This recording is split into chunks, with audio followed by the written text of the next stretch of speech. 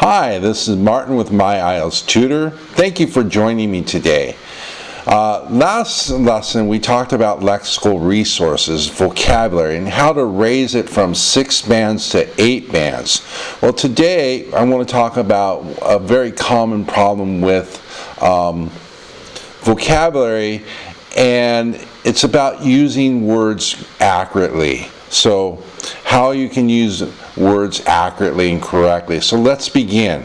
Now, this is the biggest problem with learning English vocabulary, is how to use words correctly, because many words have different meanings in different situations. So we're stuck with the questions of, how do I use the word? Or is this the right way I use the word? And finally, should I use the word in this way, in this particular way? So how do we answer those questions? Now, the answer is basically this, that vocabulary accuracy refers to the correct use of words based on their context and form. Now, what do I mean by those two? Now, context refers to the situation in which the word is used. Form refers to how the word is used, whether the word is a verb, a noun, an adverb, or adjective. So it depends on those two things, situation and form. Okay, so let's continue. Now, let's look at some examples of inaccuracies. For example, someone might say, a student, national education policy regulation. This is not accurate because something like this we would refer to as a policy, not regulation. So it would be more like national education policy, and the regulations would come under the policy. At the residence, a native speaker would never say at the residence. We would either say at home or in the home. Older persons is another one. It's grammatically correct to say older persons, but it's usually more appropriate to say something like elder persons or senior citizens. And then another common one I hear is to tend to them. This means to care for someone, but we wouldn't say to tend to someone or tend to them.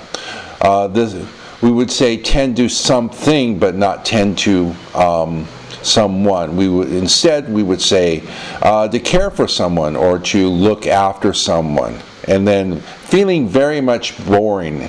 This is, first of all, we would never say boring, feeling boring. We would say feeling bored, and then we would not use very much boring either. That whole phrase is actually grammatically incorrect, but it's a common mistake that people use because they're not sure how to use the form of the word.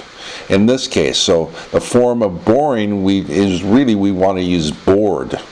And then we wouldn't use very much, we would say very bored. And then to learn hard in school, we wouldn't say learn hard, we would say study hard. So those are examples of some inaccuracies. Now, vocabulary based in context, this is words can be used in different ways in different situations. So the different meanings of a word depends on the context of how the word is used. So for example, we have here the word convenient in 4 different sentences. So the first one, it's very convenient for me to get to the office. Now here convenient means nearby, close. It's very convenient for me to sit by the window so I can get some air.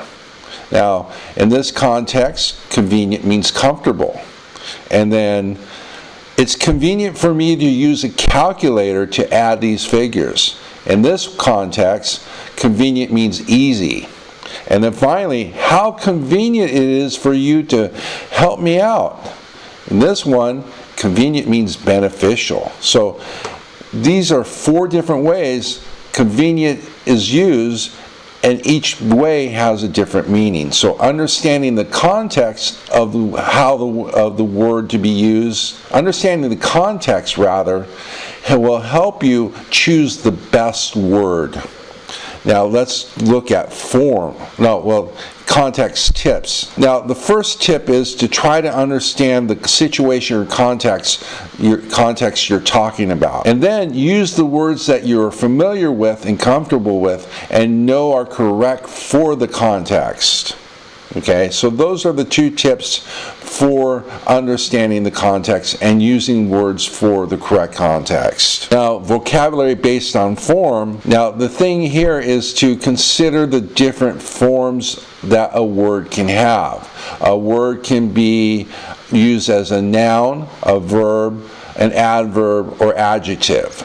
So, for example, let's take the word delight. We have 3 different forms here. We have delight as a noun, which means great pleasure, and they took delight in their supper. Delight as a verb, which means to please someone. It was an experience guaranteed to delight. And delightful, which is an adjective, meaning causing delight, to cause pleasure. The party was truly delightful. So, as you can see, words have different forms depending on how they're used. Now, vocabulary based on form, here's a tip. First of all, consider the form that you want to use. So ask yourself, do you need a verb? Then use the verb form of that word. Or if it's a noun, use the noun form. Or same thing if it's an adjective or an adverb. You need to decide which form to use that's appropriate. Now, some tips to help you improve. First of all, use concrete words. Now, what are concrete words? These are words that are more descriptive and make things more understandable. They create pictures in our mind and help us to get a better idea of what is meant. For example, let's take the word walk. Now, the word walk as a verb is very general, but we could say stroll, shuffle, plod or strut, stagger, stride, or trudge. There are other words that we can also use for walk, but as you can see, these words convey different meanings. For instance, a stroll is a leisurely walk, usually through just a leisurely walk. A shuffle is where you're not picking up your feet and you're kind of moving your feet along the floor. Plodding is stepping heavily as you walk. Strutting is kind of having a bounce in your step as you walk. Staggering is kind of you're unsteady as you walk, and so you're maybe leaning one way and then leaning the next. And then striding, your steps are very long. You're taking long steps. And then trudge is the same as plod. So, now, the beauty about concrete words is they add color and depth to your responses. And they help increase your band score because they're more descriptive. And they make your responses interesting. And here's a secret. Interesting responses will always score higher, okay? So make it a point to use concrete words in your responses. Now, tip 2, learn new meanings for words that you are already familiar with. This is important because, as you've seen, words have several different meanings. So, for example, milk. Milk is a beverage from a cow or from a goat or from any other mammal. But it could also mean trying to gain as much money from a situation as you can, usually at the expense of someone else. So, for example, he took advantage of the old woman and milked her for thousands of dollars. Okay, so milk here has 2 different meanings. So learning word, don't just learn one meaning for a word, learn all the other meanings for a word. Then you'll be able to use them in all the different contexts and forms as well for that particular word. Now let's review really quick. Now, first, understand the form and context of the word that you want to learn. Learn the different forms of a word. For example, perfect. We have imperfect or perfection. Learn how a word is used in different contexts, and also learn synonyms and antonyms for that word. Okay? And that will also help broaden your vocabulary as well.